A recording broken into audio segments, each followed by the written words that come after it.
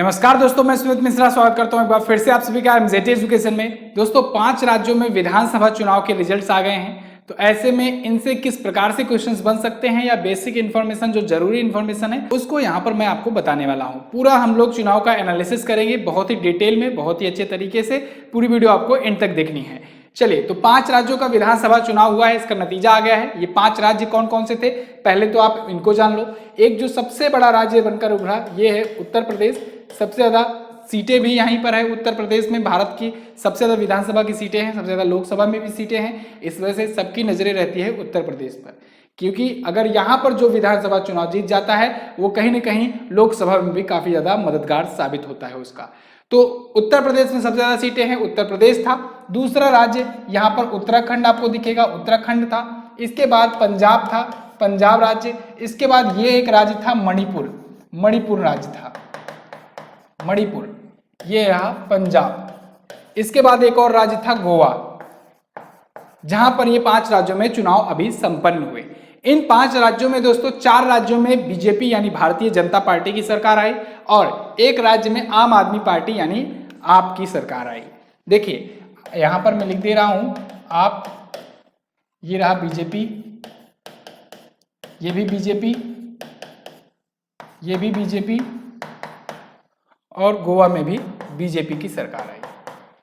तो चलिए अब सीट बाय सीट करके हम लोग जानते हैं कि किस राज्य में किसकी सरकार बनी है, कितनी सीटों से बनी है। तो ये देखेंगे यहाँ पर उत्तर प्रदेश के बारे में। पहले उत्तर प्रदेश में देखिए 403 सीटें थी टोटल। 403 में 202 जो पाता है वो बहुमत हो जाता है, क्योंकि 50% से ज्यादा जिसकी सीटें हैं वही पूर्ण बहुमत होता है। तो 403 का अगर आप आधा करोगे तो 201.5 होगा, लेकिन 202 सीट मानकर चलो। तो जिसकी 202 सीट से ज्यादा आ गई वो पूर्ण बहुमत हुआ। तो इस बार क्या पूर्ण बहुमत में है सरकार? बिल्कुल है। इस बार दोस्तों भाजपा जो है वो 273 सीटें पाई हुई है। अब 273 के साथ ये जो है ये पूर्ण बहुमत में है।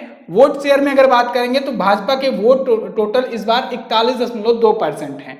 पिछली बार इसकी अगर वोट शेयर अगर आप बात करेंगे तो पिछली बार ये 39% के आसपास में थे, 39% थे, लेकिन इस बार 41.2% है। केवल 2% वोट परसेंट इसका शेयर बढ़ा हुआ है।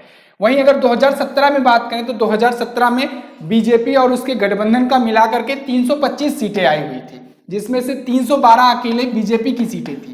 312 केवल बीजेपी थी। यहाँ पर भाजपा प्लस, देखिए भाजपा प्लस का मतलब जो गठबंधन है। इसके साथ ही दोस्तों अपना दल था, अपना दल प्लस निषाद पार्टी।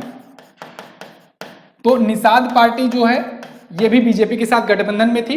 तो टोटल 273 सीटें आई हुई हैं, ठीक है ना। और उसके बाद सपा के साथ जो गठबंधन में थे, जैसे राष्ट्रीय लोकदल पार्टी, उसके बाद सुहेल देव भारत समाज पार्टी, ठीक है। तो इन सब का मिलाकर के 125 सीटें आई हुई हैं। तो 34.8% इनका वोट शेयर है। 2017 में इनकी गठबंधन ने मिला जुला करके 48 सीटें जीती हुई थी। कांग्रेस को 2 सीटें मिली हुई हैं। इसके बाद इसका वोट शेयर जो है वो 2.3% है। टोटल 2017 में इसकी 7 सीटें थी, 5 का माइनस हुआ है। आप देखेंगे यहाँ प्लस माइनस लिखा गया है। तो सपा को देखो यहाँ पर बढ़त मिली है, 77 सीटें सपा गठबंधन को ज्यादा मिली है पिछले चुनाव की अपेक्षा।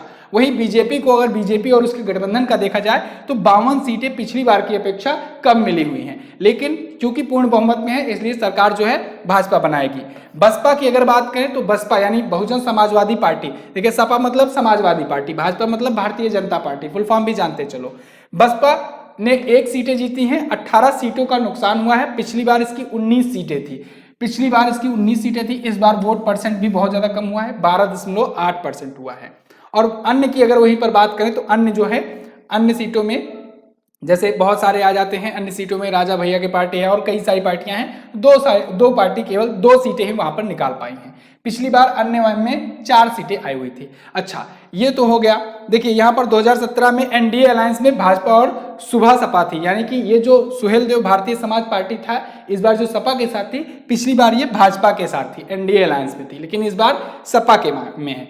अब हम लोग जानेंगे यहाँ पर, देखिए यहाँ पर जानेंगे कि परसेंटेज शेयर किसका कैसा रहा। देखिए यहाँ पर आप देख लेंगे कुल, अगर एक एक पार्टी का अगर जानना है किसने क्या जीता तो जनसत्ता लोकदल जो है ये 2 जीती हुई है।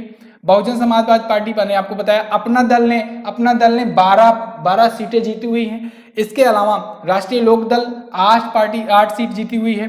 समाजवादी पार्टी ने 111, सुहेल देव भारतीय समाज पार्टी 6 सीटें जीती हुई है। ठीक है, सपा ने, देखिए ये समाजवादी पार्टी है, इसने 111 सीटें जीती है, लेकिन इसका गठबंधन मिला दिया जाए तो 125 सीटें होती है।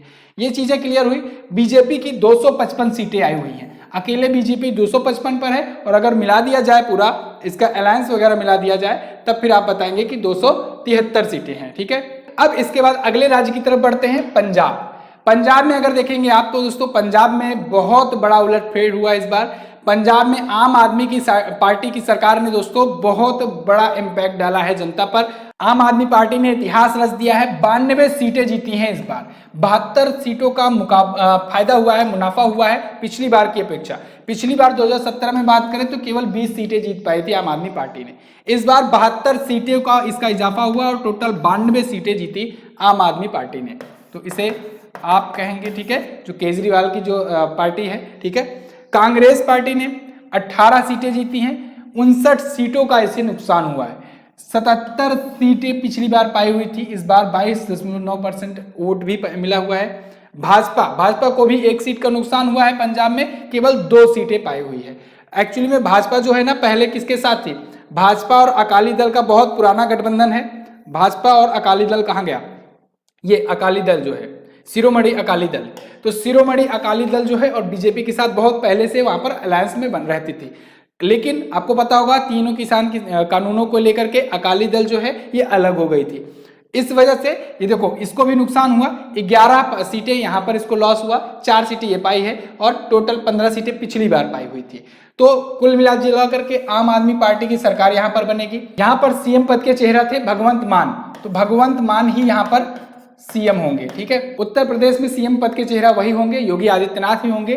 ठीक है, चलिए अब अगला राज्य देखते हैं हम लोग, उत्तराखंड। अच्छा, यहाँ पर टोटल सीटें जान लो, 117 सीटें थी, 59 पर बहुमत था, लेकिन 117 में 92 अकेले आम आदमी पार्टी की सरकार पा गई। इसके बाद उत्तराखंड की बात करेंगे हम लोग।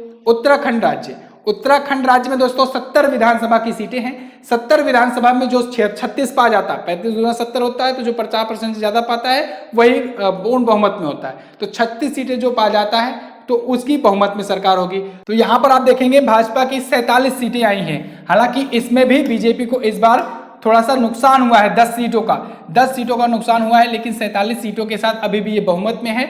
44% वोट शेयर मिले हैं इसको, पिछली बार 57 सीटें थी, इस बार 44 सीटें हैं। तो इस वजह से यहाँ पर भी सरकार जो रहेगी बीजेपी की रहेगी। कांग्रेस को 19 सीटें मिली हुई हैं, 8 सीटों की बढ़त हुई है यहाँ पर कांग्रेस की। 11 सीटें पिछली बार मिली थी, इस बार 19 सीटें मिली हुई हैं और 37.9% इसका वोट शेयर है। बाकी ये छोटी मोटी पार्टियां हैं यहाँ पर, ठीक है ना। इसके बाद हम लोग बात करेंगे मणिपुर की, चौथे राज्य की। तो मणिपुर में आप देखेंगे 60 सीटों पर चुनाव हुआ, 60 सीटों में 31 पर बहुमत था डिसाइड। तो 60 विधानसभा सीटों में 32 जो है ये बीजेपी को मिली है, 11 सीटों को बढ़त मिली है। 31 पर चाहिए था दोस्तों पूर्ण बहुमत और 32 मिल गए, यानी पूर्ण बहुमत में है बीजेपी यहाँ पर भी। और अगर वोट शेयर की बात करें तो 37.8% वोट इसके हैं। 2017 में 21 सीटें ही थी, गठबंधन में सरकार थी। पहली बार हुआ है मणिपुर में जब केवल इंडिविजुअली बीजेपी यहाँ पर पूर्ण बहुमत में है, यानी पहली बार पूर्ण बहुमत में सरकार बीजेपी ने बनाई हुई है। 2017 में गठबंधन के साथ बनाई थी। कांग्रेस की अगर बात करेंगे तो 5 सीटें आई हैं, 23 सीटों का नुकसान हुआ है। पिछली बार 28 सीटें इसकी थी। देखिए पिछली बार 28 सीटें कांग्रेस की थी, लेकिन सरकार बीजेपी की थी। क्यों? क्योंकि यहाँ पर गठबंधन हुआ था, तो गठबंधन के कारण ये सीटें ज्यादा हो गई थी। इसके बाद अगर एनपीएफ की बात करेंगे, वो सभी क्षेत्रीय पार्टियां हैं, 5 सीटें यहाँ पर आई हुई हैं, चार पिछली बार थी। एनपीपी है, ठीक है ना, अन्य पार्टियां हैं ये सभी। तो आप मणिपुर का देख लिए। अब इसके बाद अगर बात करेंगे मणिपुर के बाद गोवा की, गोवा भारत का सबसे छोटा राज्य है। यहां पर भी दोस्तों देखिए भगवा रंग लहरा रहा है। 21 सीटें बहुमत के लिए चाहिए होती हैं। 40 सीटों वाला ये विधानसभा का क्षेत्र है, 40 विधानसभाओं वाला ये राज्य है। तो इसमें दोस्तों देखिए 21 सीटें चाहिए होती थी, तो इसमें 20 सीटें भाजपा को है। अब 20 सीटें भाजपा को है, अगर 1 सीट का भी कोई समर्थन दे देता है तो फिर भाजपा वहां पर सरकार बना लेगी। 2017 में 13 सीटें केवल थी, इस बार 33%, हालांकि वोट भी सबसे ज्यादा पाई हुई है बीजेपी, 33% वोट पाई हुई है। यहाँ पर यूपीए की अगर बात करेंगे जिसमें कांग्रेस और जेएफपी है, तो इसमें 1 सीट जो है जेएफपी की है, 11 सीटें कांग्रेस की है, तो टोटल 12 सीटों के साथ कांग्रेस यहाँ पर है। इसके बाद एनसीपी है, एनसीपी के साथ किसका किसका गठबंधन है आप देखेंगे। एनसीपी के साथ साथ शिवसेना भी है, जबकि इसका खाता खुला नहीं है, पिछली बार 1 सीट पाई हुई थी। टीएमसी है, टीएमसी तृणमूल कांग्रेस जो है, इन दोनों ने भी यहाँ पर चुनाव लड़ा हुआ था, जिसमें कि ये जो पार्टी है 2 पाई भी, टीएमसी ने कोई सीटें यहाँ पर नहीं जीती हुई हैं, अन्य के 4 सीटें मिली हुई हैं। तो ये तो था दोस्तों 5 राज्यों का एनालिसिस। बात करें अगर यहाँ पर सीएम की, तो सीएम यहाँ पर प्रमोद सावंत होंगे। मणिपुर में अगर बात करें तो मणिपुर में सीएम पद के चेहरा दोस्तों एन बीरेन सिंह होंगे, जो पिछली बार हुआ करते थे।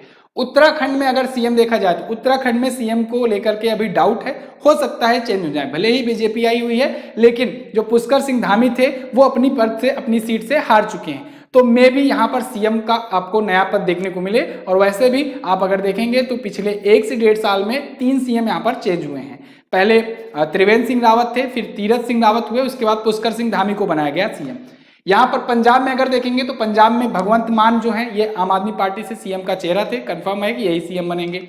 उत्तर प्रदेश में भी ऐसे ही कंफर्म है कि क्योंकि उत्तर प्रदेश में बीजेपी के मेन चेहरा यही थे योगी आदित्यनाथ, तो इनका भी कंफर्म ही है कि यही यहाँ पर सीएम बनेंगे। ओके, तो ये तो था दोस्तों विधानसभा चुनाव 2022 के 5 राज्यों के चुनाव का एनालिसिस, उनके रिजल्ट का एनालिसिस। आई होप आपको वीडियो पसंद आई होगी। बहुत ही शॉर्ट में मैंने आपको सारी चीजें, सारी इंफॉर्मेशन देने का प्रयास किया हुआ है। वीडियो अगर पसंद आई है तो इसे लाइक कीजिए, शेयर कर दीजिए अपने दोस्तों के पास। मिलेंगे अगली वीडियो में, तब तक के लिए नमस्कार, जय हिंद, वंदे मातरम।